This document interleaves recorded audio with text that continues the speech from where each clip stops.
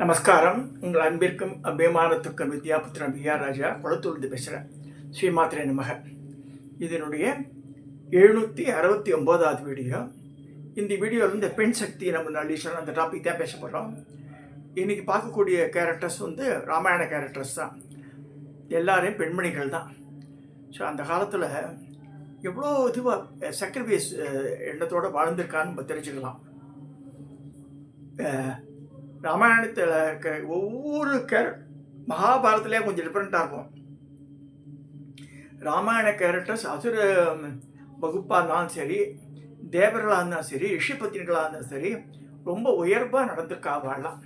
அவளுக்கு சில கேரக்டர்ஸ் பார்க்க போகிறோம். இப்போ முதல் கேரக்டர் ராமாயணத்தில் வரக்கூடிய கேரக்டர் சபரி. இந்த சபரி மலைன்னு சொல்கிறோமே, அந்த சபரி கேரக்டர். சபரி யாருன்னா வேடுகுல பெண்ணவோ, மலையில் காட்டிலே வசிக்கிறா. அவளை வேடுகுல பெண்ணாக கல்யாணம் பண்ணிக்கவே இல்லவோ. அங்கே இருக்கிற ஞானிகள், ரிஷிகள், சாரணர்கள் வாழ்க்கெல்லாம் பணிவிடை செய்கிறார். அந்த மாதிரி பணிவிடை செஞ்சு நல்ல பேர் எடுக்கிறார். மதங்க முனிவர் ஆசிரமத்துலேயும் இருக்காவோ. அப்போ மதங்க முனிவருக்கு அவள் நிறைய சிகிச்சை பண்ணியிருக்கான்னு ராமாயணத்தில் மதங்கர் சொல்கிறார். ஒரு சுச்சுவேஷனில் ஏன்னா இதுக்கு மேலோகத்துக்கு போயிட்டுருக்கம்மா அப்படின்ற, இப்போ நானும் வரணுமான்றா. இல்லை உனக்கு ராமர் வரப்போகிறார் இன்னும் கொஞ்சம் நாள் என்ன. அதுக்கப்புறமா மதங்க முனிவர் போன பிறகு 20-25 வருஷம் கழிச்சு தான் ராமரை வரார்.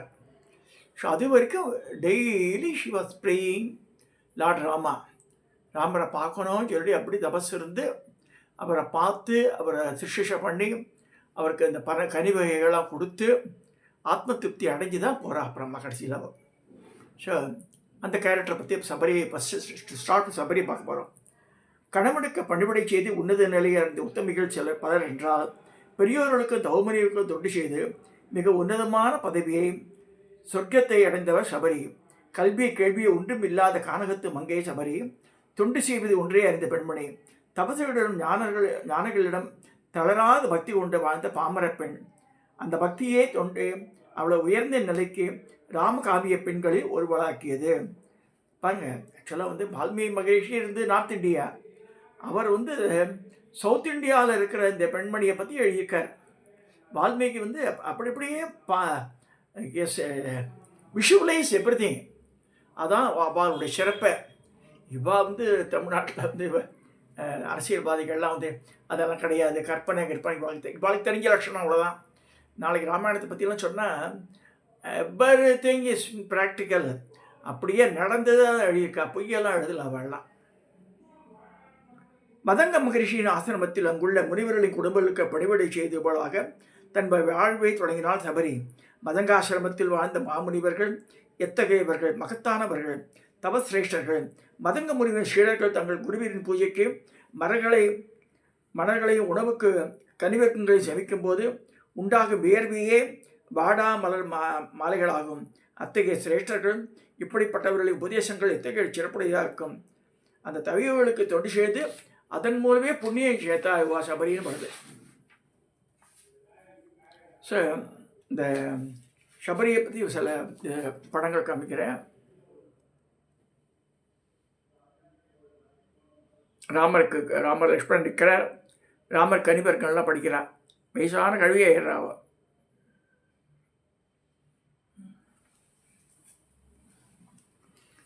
தவமொழிகள் நீண்ட காலம் ஒரே இடத்தில் இருக்க மாட்டார்கள்.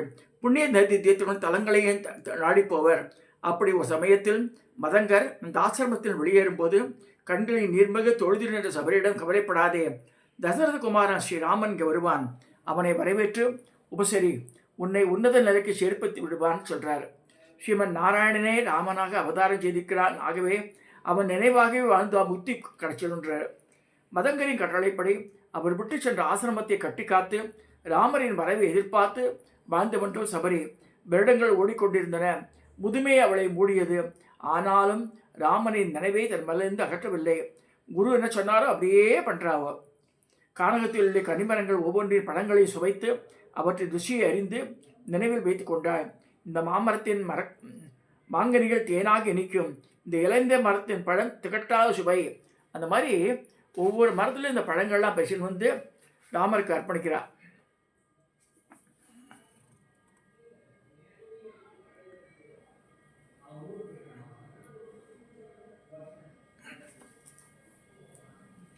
இந்த மரத்து மாதுளை ராமனுக்கு கொடுத்து அவர் பசியார வேண்டும் நினைக்கிறார். இந்த மாதிரிலாம் எதிர்பார்த்த ராமனும் தான் கிழவியான சபரிக்கு மகிழ்ச்சியான மகிழ்ச்சி, தான் பிறவெடுத்ததின் பலனை அடையப் போகிறோம் என்ற மனநிறைவு, ஆனந்தம். மலர்களை தூவினால் அயோத்தி ராமன் வரும் பாதையில் இருகரம் குவித்தபடி ஒளி குன்றிய கண்களில் நீர் கொத்தபடி ராம ராம ராம என்ற பல ஆண்டுகளாக தியானித்த உதடுகள் அந்த ராமனை நேரில் கண்டதும் துதித்தபடி வரவேற்றாள். பாதங்களை கழுவினாள். தன் மன உரி தலைப்பினால் கால்களை துடைத்தாள். ராமனுடைய தாமரை பாதங்களில் காட்டு மிளகை தூவினாள். பிறகு தன் மோட்சத்தை அளிக்க வந்திருக்கும் ஹரியனும் அவதாரமான ராமனுக்கு உணவு படைக்க ஓடினாள். தான் பார்த்து பார்த்து சுவைத்து வைத்திருக்கும் கனி மரங்களை நோக்கி பொறுக்கி எடுத்த கனி வகைகளை ராமலட்சுமணை முன்னே பரத்தி பசியாற வேண்டும் என்று கேட்டுக்கொண்டார். ராமா, உன் வரவால் உன் தரிசனத்தால் ஜென்மம் சாபல்யம் அடைந்தது. என் வாழ்நாள் முழுவதும் முடிவுகளுக்கு பணி செய்வதின் பலனை இன்று அடைந்தேன். வானவர்களுக்கெல்லாம் மேலானவன் உன்னை பூதிச்சு எனக்கு மோட்சம் அளிக்க வேண்டும் என்று கேட்டுக்கிறாவோ. அதே ராமரை மர ஆசீர்வாதம் பண்ணுறாருன்னு வருது. மாந்தோலும் மரபுரிய இந்த சபரி தீயை மூட்டி அதன் முன் நின்றார். ராமனை கண்குளிர பார்த்தபடி ராமனின் கனிந்த பார்வை சபரியின் மீது விழுந்தது. இதழில் அன்பு முருவல் படர கரமுசத்தி ஆசீர்வதித்தார். சபரி தீயினுள் புகுந்தார். தியானத்தினாலும் பக்தியினாலும் முனிவர்களுக்கு உள்ளன்புடன் பணிபடை செய்தாலும் தூய்மை பெற்ற சபரி சொர்க்கத்தை அடைந்தாலும் வருது. தாழ்ந்த குலத்தில் பிறந்தாலும் தூய பக்தியும் அன்பும் படைபடியும் அவர்களை உயர்ந்த நிலைக்கு உயர்த்தி விடுவதற்கான ராமாயண கதாபாத்திரமான சபரியை சொல்லியிருக்கு. எளிமை, பக்தி, அன்பு, தொண்டு இவற்றில் உயர்ந்த நிலையை அடைந்த மாதர்குல மாணிக்கங்களில் ஒன்று சபரி. அப்படியே புஷ்ப விமானத்தில் ஏறி போறா.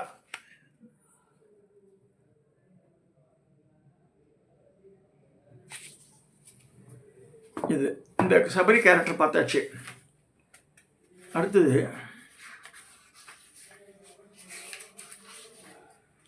இந்த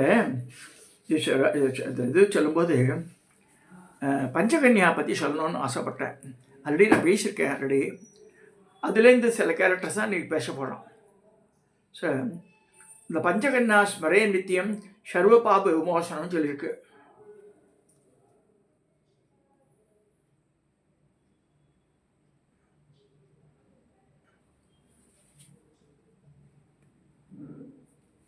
பஞ்சகன்யா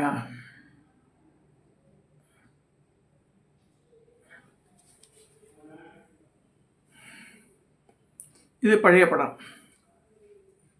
அகல்யா, சீதா, தாரா, மண்டோதரி, திரௌபதிபுரம். திரௌபதி மகாபாரத பீரியடு. திரௌபதியை கட் பண்ணிடலாம். அகல்யா, சீதா, தாரா, மண்டோதரி.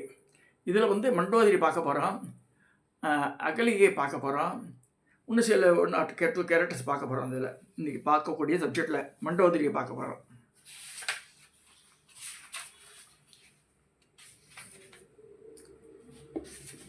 மண்டோதரி பார்க்கலாம். இப்போ மண்டோதரி யாருன்னா மயன். மயன் அசுர சிற்பி. மயனோட பொண்ணு தான் மண்டோதரி. ரொம்ப அறிவு கூறும்போது ரொம்ப அழகானவோ. அந்த மாதிரி தான் ராமகாவியத்தின் இலங்கையை பெண்டில் முதலாக வருபவள் லங்கேஷன், ராவணன் பட்டரசியும் இந்திரஜித்தின் தாயுமான மண்டோதரி. இம்மாதரசி மண்டோதரி தந்தை மயன் பெண்களை பெற்ற யாரும் தன் மகளுக்கு ஏற்ற கணவன் வாக்க வேண்டுமே என்று கவலைப்படாதிருக்க முடியாது. மயனும் தன் மகளுக்கு வரம் தேடும்போது இதே கவலையை அடைந்தார். ராவணனை சந்தித்த போது தன் மகள் மண்டோதரிக்கு ஏற்ற கணவன் இவனே என்று முடிவு செய்து விட்டார். ராவணனை பிறப்பில் ஏதோ சாபம் இருந்தாலும் பார்த்தா பரவாயில்ல, ஆனால் அவன் நல்ல குலத்தில் தோன்றியவன் சொல்லிட்டு அதெல்லாம் இக்னோர் பண்ணிடுறார்.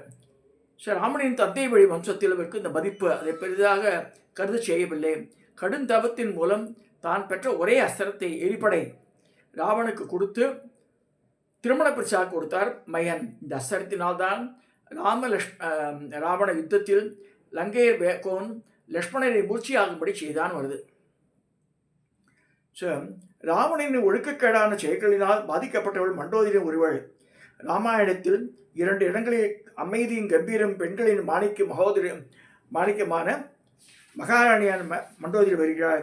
முதல் காட்சியாக அனுமன் மண்டோதரியை பார்க்குறான். அனுமன் வரா இல்லையா, ஆல் தி வே ஃப்ரம் பாரத தேசத்துலேருந்து லங்கைக்கு போய் இறங்கி அங்கே போய் தேடுறான் அந்த பேலஸில். தேடும்போது ராவணனோட பெட்ரூம்க்கு மண்டோதரி படுத்துட்டு இருக்கா. பார்த்தா அந்த அவள் தான் சீத்தை நடிச்சின்றார் ஆஞ்சநேயரை. ராவணன் அந்த புறத்தில் கண்டு அவளை பற்றி விவரிப்பது வாயுபுத்திரனான அனுமனே, இவளை மாதரசி சீத்தை என்று நினைக்கும் பொழுது உயர்ந்திருக்கிறாள். ராவணனிடம் மண்டோதரி கொண்டிருந்த ஈடுபாட்டை இரு கோணங்களில் பார்க்கலாம். ஒன்று, தன் வாழ்க்கை துணைவனான ராவணனிடம் அவளை மனப்பூர்வமாக கொண்டிருந்த காதல், பக்தி, அந்த ஈடுபாட்டினால் அவனுக்கு அவள் செய்த சேவை. மற்றது ராவணனுடைய புகழ். மண்டோதரி மட்டுமல்ல, அந்த புறத்தில் இருந்த எத்தனையோ மனைவிகள் ராவனுடைய வீரத்தில் புகழில் மயங்கி தங்களை பறிகொடுத்தவர்கள். அனுமனும் ராமனையுமே ராவணனை வீரத்தையும் கம்பீரத்தையும் புகழும் அளவுக்கு வால்மீகி ராமாயணத்தை புகழறா ராவணன். நம்ம ஷாமெல்லாம் வருது. சீதையர் மீது ராவணன் ஆசை கொண்ட போதுதான் மண்டோதரியின் மதிப்பு சற்றை சார்ந்தது. உன்னை பார்த்த பிறகு தன் மனைவிகளை மீதான கொண்டிருந்த இச்சைகள் எல்லாம் விலகி போயின. எத்தனையோ அழகிகள் பல்வேறு இடங்களில் கொண்டு வந்து மனைவியாக்கி கொண்டிருக்கிறேன். ராவணன் சொல்றான், அத்தனை பேரும்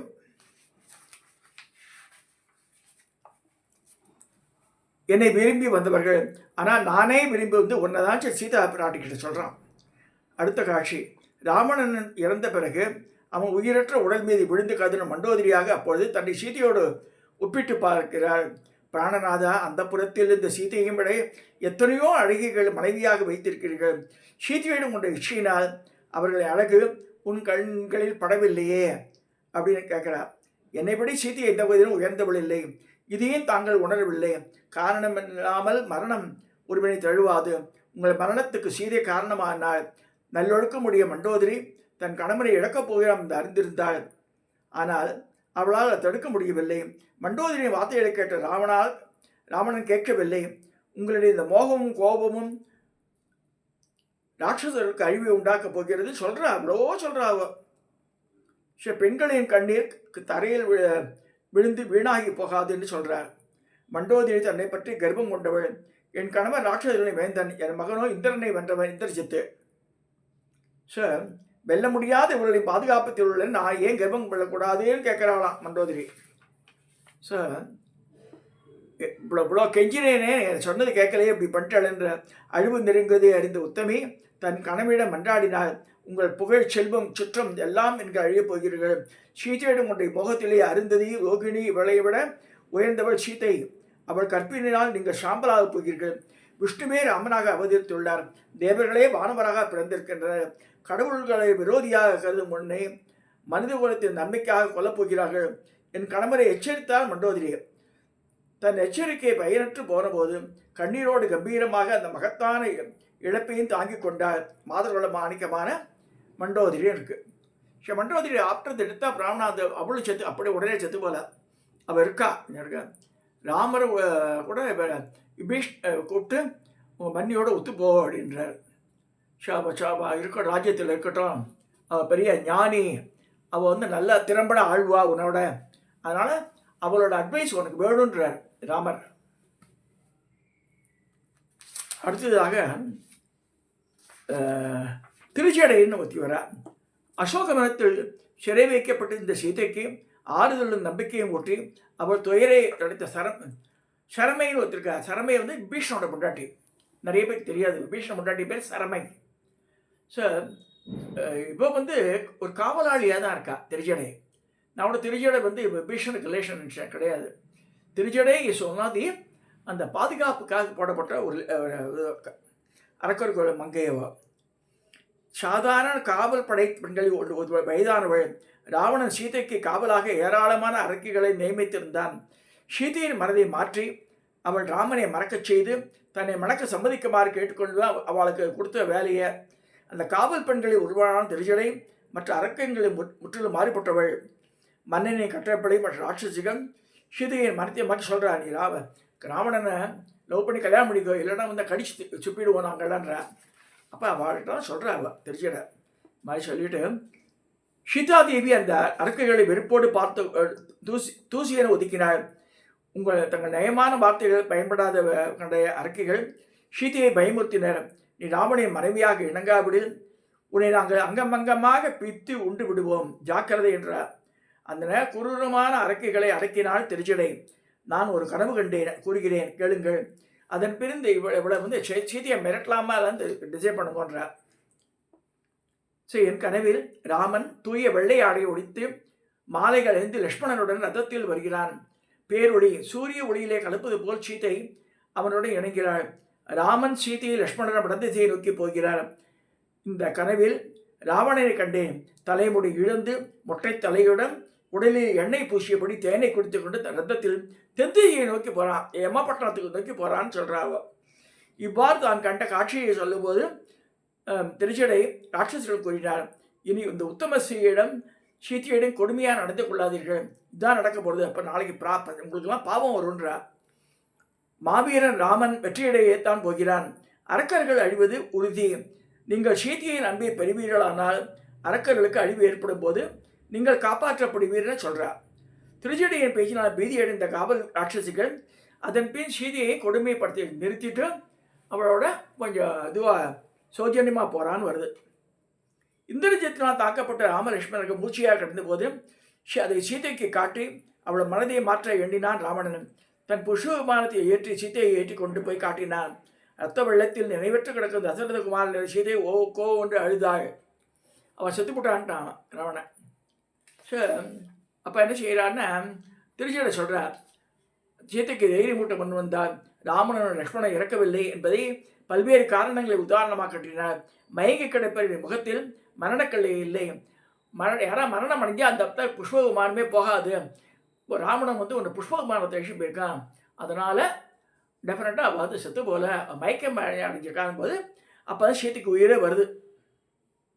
ஸோ அந்த மாதிரி ஒவ்வொரு தடையும் சீதா பிராட்டி ரொம்ப இதாகும்போது அவளை வந்து தேத்திரவு திருச்சடை. அடுத்து சரமை விபீஷணோட பொண்டாட்டி. ராட்சச இனத்திலேயே நேர்மையானவர்கள் இருக்கார்கள் புராண கதைகள் கூறுகின்றன. ராவணனின் தம்பியான விபீஷணனை பற்றி உங்களுக்கு தெரியும். அவன் மனைவிதான் இந்த சரமை. தமையன் செய்து தீய செயல் என்று கூறி சீதையை ராமனிடம் திரும்ப படைத்து விடுமாறு பல்முறை மன்றாடி பயனில்லை. ராவணனை விட்டு விலக்கி ராமனிடம் தஞ்சை முகந்த விபீஷணன் மனைவி சரமையும் கணவனை போன்றே குணவதியும் லங்கேசன் சீதையை தூக்கி வந்து அசோகவனத்தில் சிறை வைத்த போது அவளுக்கு துணையாக தோழியாக இருக்குமாறு தம்பி மனைவியை சரமையை கேட்டுக்கொண்டான். சீதை அசோகவனத்தில் அந்த நாட்கள் துயர் மிகுந்தவை. வேதனையும் சோதனையும் தெரிந்த அந்த நாட்களில் கிட்டத்த 10 மாத காலம் இருக்காங்க சீதை.